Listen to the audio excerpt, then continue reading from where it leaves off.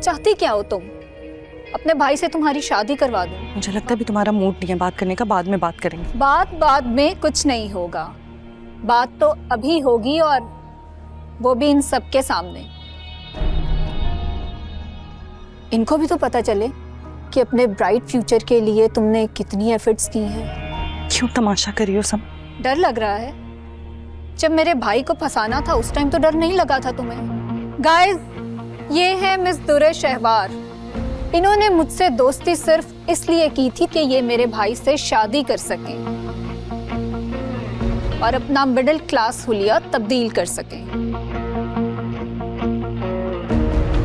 लेकिन बेचारी के ख्वाब रेजा रेजा हो गए। शहीर को जब तुम्हारी हरकत का पता चलेगा ना, बहुत नाराज होगा वो। ओ हेलो, आज शहीर का निकाह है, और वो भी हमारी स्टैंडर्ड की लड़की के साथ। मैं तुम्हारे साथ उसके निकाह की पिक्चर्स शेयर कर दूंगी, फिर तो यकीन आ जाएगा ना।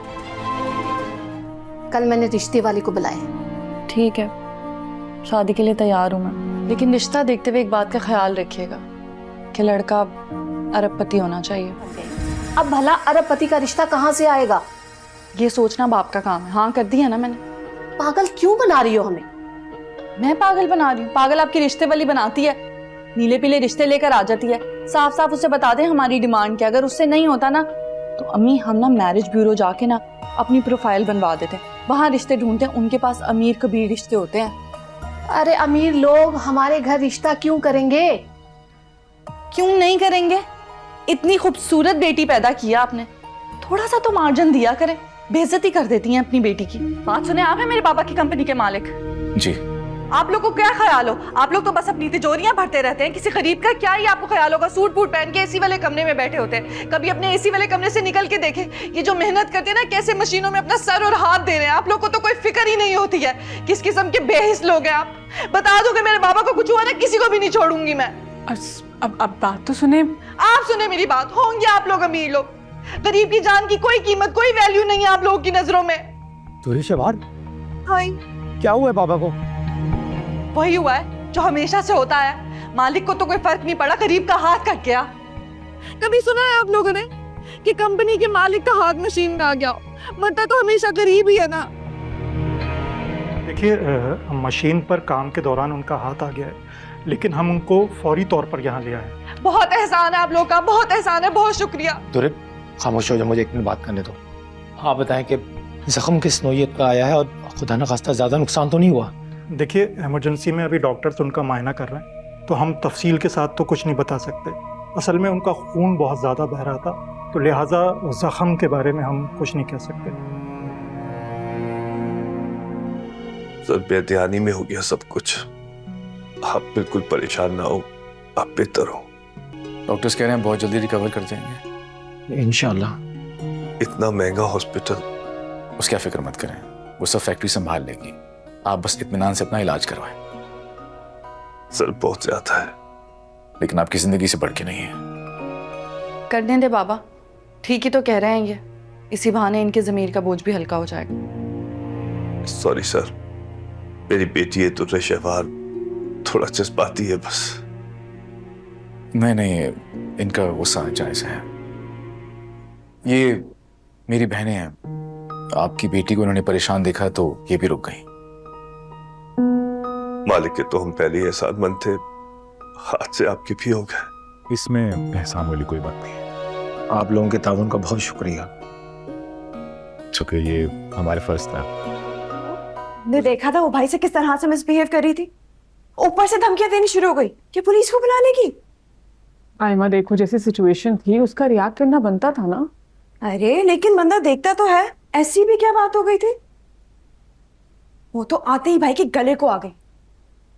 वो तो भाई गिल्टी थे, इसीलिए मैंने लिहाज कर लिया, वरना तुम देखती मैं करती क्या उसके साथ। उसके बाबा की जान पे बनाई थी, उसका गुस्सा करना नेचुरल था। मुझे तो बहुत बुरी लगी, बदतमीज। तुम्हारे किसी अपने के साथ ऐसा होता तो तुम क्या करती? अरे लेकिन उसका भाई भी वही था ना, उसने तो इस तरह से बिहेव नहीं किया। वो कितना पोलाइट था, और वैसे बाय नेचर वो अपनी बहन से बहुत अलग है। उसके भाई की नेचर तुम्हें कैसे पता? पिछले दिनों याद है, गाड़ी का टायर पंक्चर होने पर उसी ने तो मेरी हेल्प की थी। सोचने की बात यह है कि तुम्हें एक अजनबी का चेहरा कैसे याद है अभी तक? हाँ, तो कोई अजनबी अगर आउट ऑफ द वे जाके आपके लिए कुछ करे। तुम कब कर रहे हो शादी? वैसे अगर अरसलान भाई जिंदा होते ना तो पहले वलीद की शादी करते। आखिर तुम सब में सबसे बड़ा है, अब नहीं करोगे तो कब करोगे?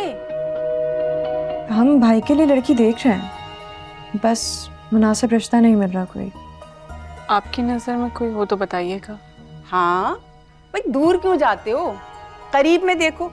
वैसे भी खानदान में इतनी लड़कियां हैं, वलीद जिस पे हाथ रखेगा ना वो खुशी खुशी राजी हो जाएगा अपनी लड़की देने के लिए। भाई खानदान में रिश्ता करना नहीं चाहते। क्यों, क्या बुराई है खानदान की लड़कियों में? नहीं, कोई बुराई नहीं है, बल्कि सब अच्छी हैं, लेकिन भाई उनको बिल्कुल कायनात और आयमा की तरह समझते। समझने से क्या होता है? समझने से कोई बहन बन जाती है क्या? वैसे सच पूछो तो ना, हमेशा से मेरा इरादा वलीद के लिए अपनी सुबुही का था। मेरी सुबुही को तुमने देखा हुआ है, तुम्हारे सामने है।